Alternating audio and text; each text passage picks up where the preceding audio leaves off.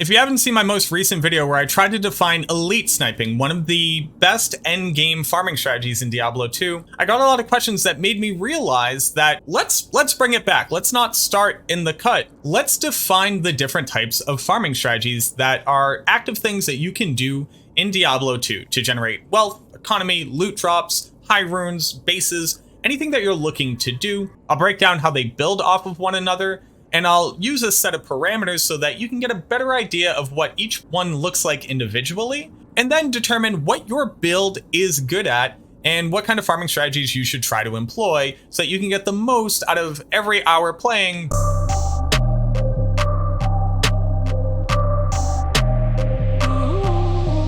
So I promise you this isn't going to be another video, just a bunch of spreadsheets. But I sat down with chat, and if you don't know, I stream every day, twitch.tv/macrobioboy. We sat here and we broke down what is every type of basic farming strategy that exists in the game. I thought I had a pretty good combination of parameters, etc., but people are able to help me kind of define them better and also come up with a bunch of new ones I hadn't considered before. What we have here is a list of 15 distinct farming strategies that are going to have a set of parameters that define them. And you'll see that a lot of them, especially if you look at this column right here, are derivations of these three primary forms of farming. And that is density clearing, elite sniping, and poppables. And I'll go through and I'll define each one. And just because everybody has a different definition of what early, mid, and late game means, I went ahead and created some very base level definitions so we can all be using the same vocabulary. So when I say early game, what I mean is the early end game. So you have gotten into hell, your build is functional in hell, and you're still using a balancing act between magic find, kill speed, and survivability. You're not going to have the best in slot gear in any of your slots, and you're probably trying to make the decision of, do I put on a Skulders? Do I still need a smoke rune word? Do I have enough points to be able to wear a Spirit Monarch? Or do I need to just keep using my Ancient's Pledge? These are the type of gearing questions that you're asking as you're trying to farm. When we're talking about the mid game, we're talking about the ability to farm competently in whatever your build's best strategy is, but you're still having this balancing act between kill speed and magic find.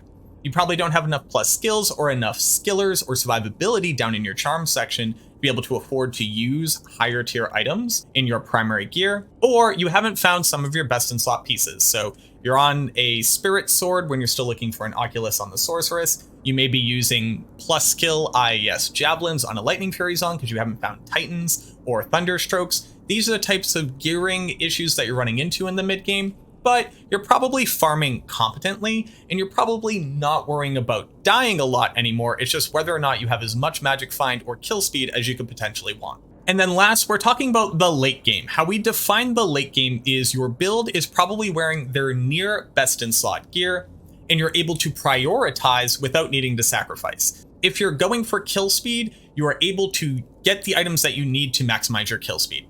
If you're looking to prioritize magic find, you have access to the items that are going to maximize your magic find. If you're looking to do both, you also have the ability to do that. But we're no longer worrying about balancing any of these things. We're able to pick the stat that we need to be able to farm in the way that we want to. So when we're talking about density clearing, this is typically a farming strategy that's done on high player count. It can either have a high amount of magic find or a low amount of magic find. If you're using a high amount of magic find, you're trying to generate more drops of magic, rare, unique, or set quality. If you have lower magic find, you're probably prioritizing kill speed to either drop bases for rune words or more kills per minute, so you have a higher chance of getting rune drops. Really good examples of density clearing, like what you're seeing right now, is cow level farming. You could also consider the Worldstone Keep, Chaos Sanctuary, and anywhere where you're looking to kill every monster in a pack, rather than just looking at the boss monsters or only farming act bosses, etc. So this is builds that are going to farm a lot of monsters, high player settings, typically high magic find values. And if we were to try to define the game stage where you can competently use density clearing as a good farming strategy on your build, it's probably the mid game. When we're talking about density clear, most builds will need to be in the mid game before they can do this competently. Now, obviously, we're talking about a lot of different things here, right? Lightning Fury Amazon is probably one of the best options, if not the best option for density clear.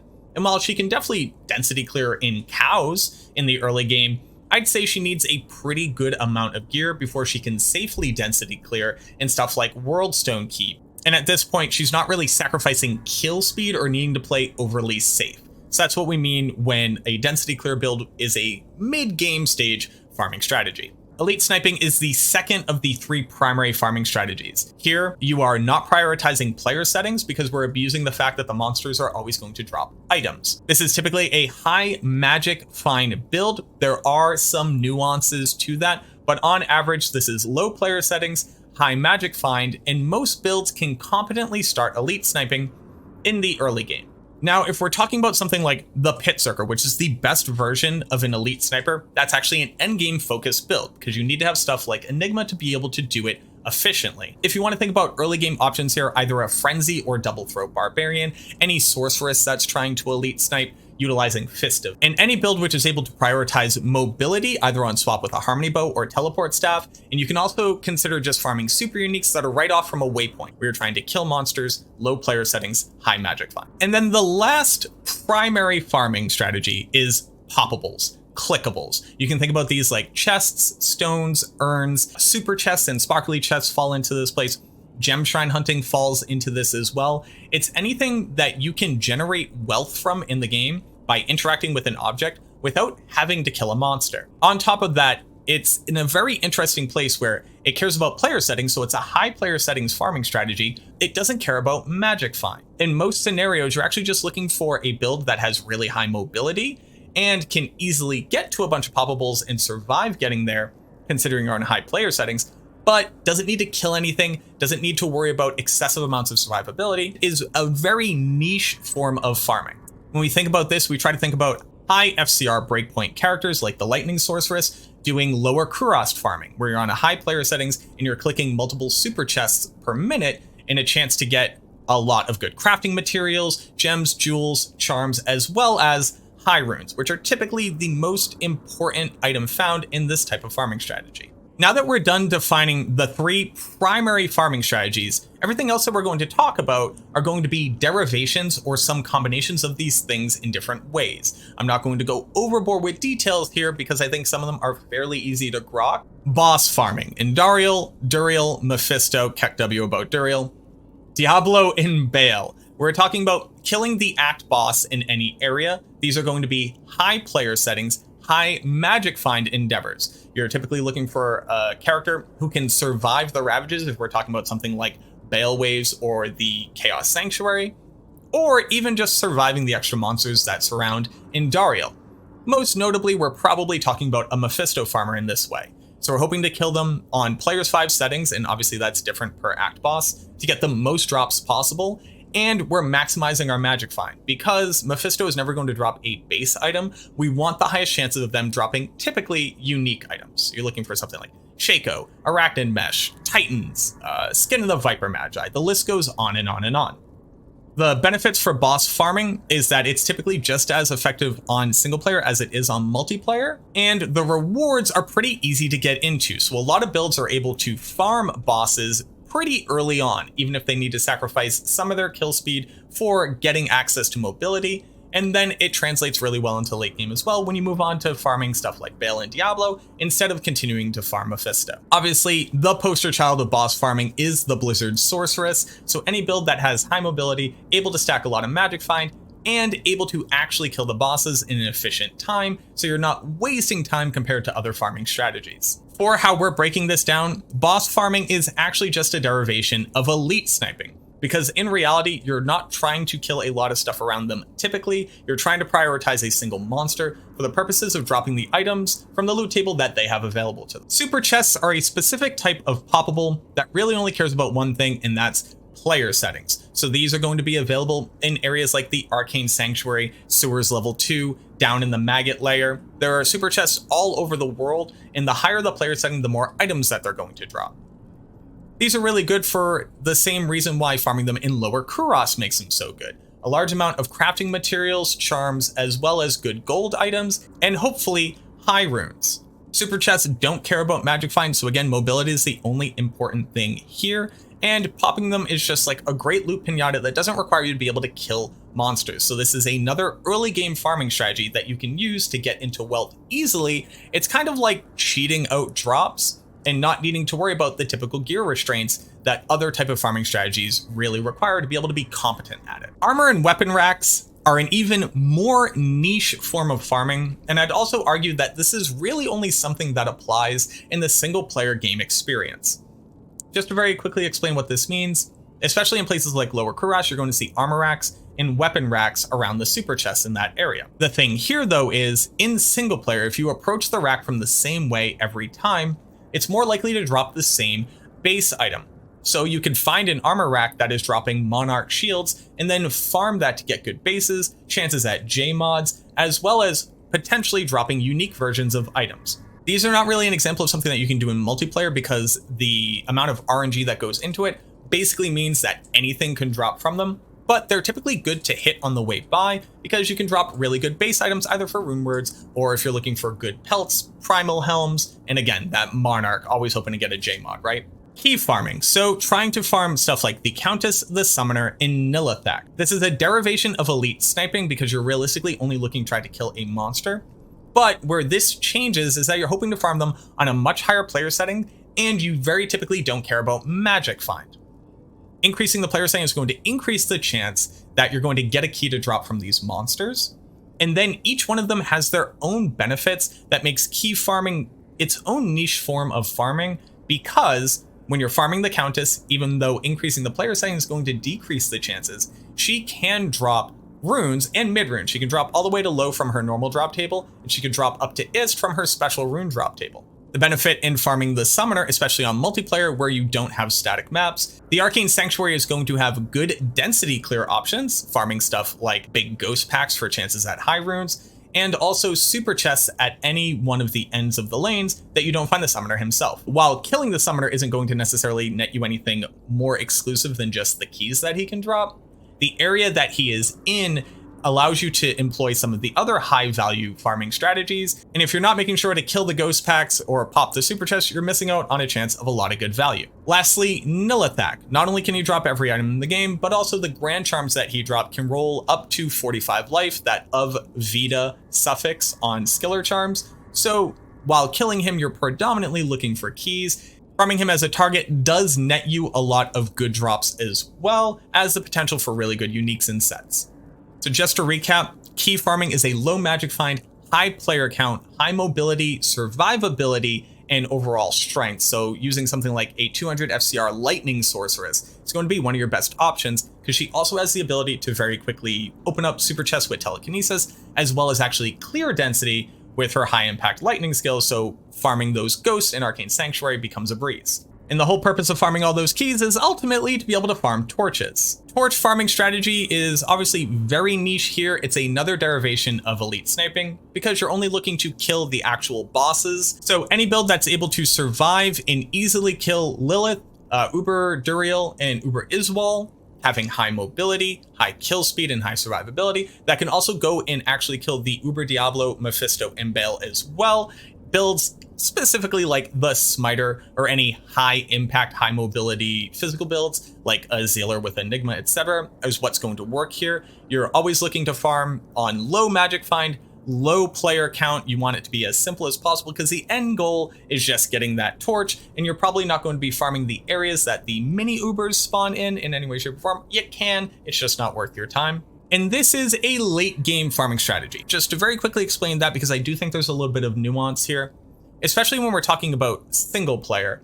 Getting the gear together and having a character that can actually go and farm the mini Ubers as well as the Ubers themselves without abusing the fact that you could spawn them on P1 and then bring a group in, which is typically how you get into it in the early game in a multiplayer setting like Battle.net, requires you to actually have a very competent build, a very high level of skill cap, and the items to actually survive, especially stuff like Lilith, and then the Ubers if anything goes sideways. Now we have Annie's on here, and when I originally thought about farming strategy Annihilus charms, killing DClone, I was thinking about it in every regard. But when we're talking about the farming strategy, especially with the changes in 2.4, where everybody has an Annie, you really don't have to do a lot to get one, inevitably enough SOJs will be sold. We're talking specifically about the single player experience. So this is going to be a high player setting, high magic find requirement, because you need to be able to farm SOJs to actually spawn DClone himself. So any build which is able to quickly get down to Nightmare and Dariel on the highest player setting, on the highest magic find possible, to give you the best chances of getting an SOJ, is what we're talking about when we're talking about any farming strategy builds. On top of that, the same build that can farm Nightmare and Dariel for SOJs efficiently on high player count is probably going to be able to kill DClone. While DClone has some interesting mechanics, ultimately he's really a pushover, and on players 1 settings, when you're not prioritizing magic find at all, just pure kill potential on your build, he's going to fall down. We do consider this to be a mid-game stage farming requirement. Gold finding, which is realistically only done on a gold find barbarian, is derived from the density clear form of farming. We're really talking about a barbarian horking the Travancore to be able to get the most gold per hour. This is going to be a high player settings, high magic find, but it's gold find. They typically go hand in hand, but a high gold find parameter. And really the only build that is going to do this is the barbarian itself. Now, when we were talking in chat, what we realized is that a facet of gold find, because what do you need the gold for, is a secondary farming strategy, which is really just a facet of gold finding, which includes shopping and gambling. So the whole reason to get gold together is either to make it easier to be able to craft amulets, so you're typically going to gamble amulets on a level 93 character, but also having chances to be able to gamble stuff like a Griffins if you just want to go in on hard gambling for coronets, or being able to shop very specific blue items. So 3 to Javelin skill 20 IES gloves from Anya. You can insert bow skills here as well. If you're looking to gamble +6 skill claws, so +3 to traps, as well as +3 to lightning sentry, death sentry, etc. This could also include farming out very specific niche bases, like a 4 socket +100 life armor base, which you can also shop from Anya. But all of that is wrapped up into the gold find farming strategy. And this is something that also has some nuance to what game stage do you do this in. If you were to compare the gear that is required to do gold finding efficiently in Hell, to be able to survive the Travancore, its relative power is really only mid-game gear. Bare necessities gear to be able to be a gold finder is something like an Alibaba with 2 Lemrunes in it, Inferno Stride boots, Dwarf Star rings, a gold wrap, and chancies. So all of a sudden we're defining 6 plus your charm inventory of the best in slot gear. And even though it would be accessible in the mid game, we're really defining the late game of a gold find barbarian. So while it's not going to take a long time to be able to do it competently, the gear itself defines the best in slots. So that's why we're calling it a late game farming strategy. Seal popping. And when people think about seal popping, they're really only thinking about the Chaos Sanctuary, but there are actually 2 other options as well. Killing Shank or killing Iswal is the same mechanic as seal popping, so we put it all together like that. Seal popping is also an elite sniping farming strategy. People are going to classically think about seal popping in the Chaos Sanctuary, where you go, you kill the 3 seal bosses, and before you hit the last seal, you go and activate a bunch of monsters in the Chaos Sanctuary down at the entrance to the CS and all the way back up. And when you hit the last seal, it's going to pop all of the monsters that were activated, and they have a chance of dropping loot. The interesting part here is that realistically, seal popping is a high player count, low magic find farming strategy, because when all those monsters die, it doesn't take into consideration your character's gear. Now, the duality, though, is that most often you are seal popping to be able to kill Diablo very efficiently. It's in this interesting place of flux. Highest player count is going to make the seal popping technique itself the best. The magic find isn't going to matter, but incidentally, you do have to kill a lot of super unique monsters and potentially a boss. So you still want that high player count, but you also want high magic find. But to do the base strategy itself, you don't need the magic find component at all. Seal popping is a late game stage farming strategy because other than a Blizzard sorceress, every other build which is going to seal pop requires Enigma to be able to do it effectively. So I'm going to define Enigma as the best in slot gear here, and anybody that has Enigma and also a good FCR breakpoint is probably in the late game as well. For people who are going to say it, yes, you can seal pop on players 1. On a pretty early game Blizzard sorceress, you don't even need Infinity to be able to do it, but I would say that is the outlier and not technically defining what we classically think of the best seal popping build. So something like a Blessed Hammer, or nowadays also the Fist of Heaven's Paladin. Gem Shrine farming. Now this one's a little bit interesting. I think it's a legitimate part of the endgame farming strategy. What do I mean by gem shrine farming? Rather than cube up 3 gems, which loses you 3 flawless gems and only nets you 1 perfect gem, gem shrine farming means that if you are conscious of carrying a flawless gem that you want to craft with, or just sell on the market typically, you're going to be looking out for every shrine to possibly generate a perfect gem. The interesting part about gem shrine farming is it's the only deterministic farming strategy in the game. If you click a gem shrine and you have a gem in your inventory, you will 100% of the time get the item that you're looking for, which is the perfect version of that same gem. Also talking about crafting, specifically in single player, where the gems that you have are going to be the biggest limiting factor in what you're able to proactively farm. Gem shrine farming is incredibly important for you to be crafting your best in slot gear, your 220 caster amulets. So I figured it's good to include it here. Also, it does define a part of the online market because people who don't have a lot of gear but just have high mobility characters can very easily pop into games, check Stony Field, and whenever they find a gem shrine, generate a perfect amethyst. Put enough of those together and you're able to get yourself some mid runes. So this is a low player setting, low magic find, early game stage farming strategy. And this is one that actually finds itself incorporated into a lot of other farming strategies. Let me give you an example. So you're a density clearing Lightning Fury Amazon. You're farming the secret cow level. On the way to the secret cow level, you happen to be running through the map in the game that has the highest chance of generating a gem shrine, which is the Stony Field. So as long as you are conscious of this fact, you're able to carry a flawless gem of your choosing with you every single time you go and get a wort slag. And pretty often you're going to hit a gem shrine. So while you're doing other farming strategies, if you're conscious of gem shrine farming itself, you're able to also add this to the routine that you have. The last 2 farming strategies are something that I didn't originally think about because they are exclusive to multiplayer BattleNet gameplay. The first being public horking. So just what do I mean by public horking? You are in a Chaos Sanctuary run game. You are on a high magic find, high find item barbarian. And rather than adding to the overall kills per minute or kill speed, you're actually just horking every single monster, making sure to also hit any unique packs that you come across in Chaos Sanctuary. This farming strategy is very early, right? You really don't need gear. You just need the magic find and as much plus skills as you can put onto your character, but you don't need to be able to survive or kill things. It's a very high magic find build as well, because your magic find is going to determine whether or not the item that you hork is of magic quality or higher. The barbarian themselves don't actually care about the player settings. So you actually just want the player setting to be high enough that you're able to keep up with the monsters dying. Because if you're still at the beginning horking monsters, you're not going to be in range of getting experience or potentially getting drops. The flip side, though, is that other people won't be around you either, so you have the best chance of picking up the items. Now, our last farming strategy, which is again specific only to battle, is a very interesting one. It has a lot of different facets. It is the rush. So insert doing a rush for a thing. Whether it is rushing for the Hellforge so that you get the benefit of the quest reward, so you get the gems and potentially the mid-rune up to a gull from a Hellforge. You could also include rushing people for the Imbue quest in case you're trying to imbue, I don't know, either a primal helmet or a druid pelt, or most typically a diadem for chances at +2 skills, 20 FCR, sockets, all res. Or if you're rushing for socket quests.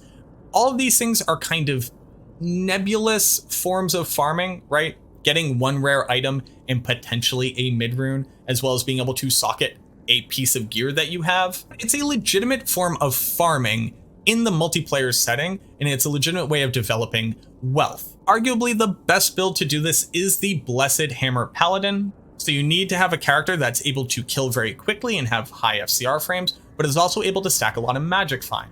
One of the secondary bonuses of doing a rush is that you are going to get the quest drop table from any act bosses. So this is going to be them dropping the most items with the best chance of getting the best items out of them if you have the highest magic find. So because of all these things, and to make rushing as efficient as possible, it is strictly a high player setting endeavor. You will typically rush multiple people all the way through hell, and then go through games to get each one of their individual Hellforges. So because we're talking about only on multiplayer, we're talking about one of the best builds in the game, high player setting and high magic find. This is a very late game stage functionality or farming strategy. So there you have it. I think this is the exhaustive list of every type of farming strategy that's in Diablo 2.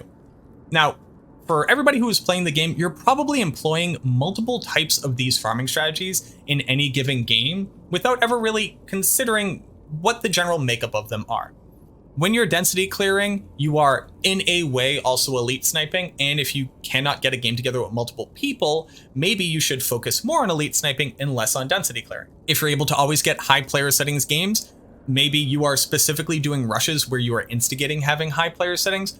Maybe you are actually a super chest farmer, so you're doing LK runs, you're doing arcane runs, you're going down into the sewers, which I actually think is pretty slept on right now. Sewers level 2, ton of super chests in there. Also, typically some elites in there as well. I recommend trying it out. Hopefully, this list of farming strategies and the base overview that I gave them, because if you saw my recent video, I can go on and on and on and on and on about the nuances of a particular farming strategy. Having this general overview, I hope, helps to allow you to better define the gameplay experience that you're having in Diablo 2, and understanding when one build is recommended for one thing versus another build being recommended for a different thing. Now, I do intend on making a video on each one of these individual farming strategies themselves, because they do just have so much nuance to them. And I hope to be able to highlight their strengths in comparison to the strengths of other farming strategies. Realistically, all of them are good. There are some that are better for some things and some that are better for others, but they all go a long way to be able to define the end game, or the final point of Diablo 2, right? Which is kill monsters, get loot, bunch of shiny things on the ground, or at least that's what I care about. Thank you so much for watching this video. Again, I really hope that it helps, and I look forward to seeing you in the next one.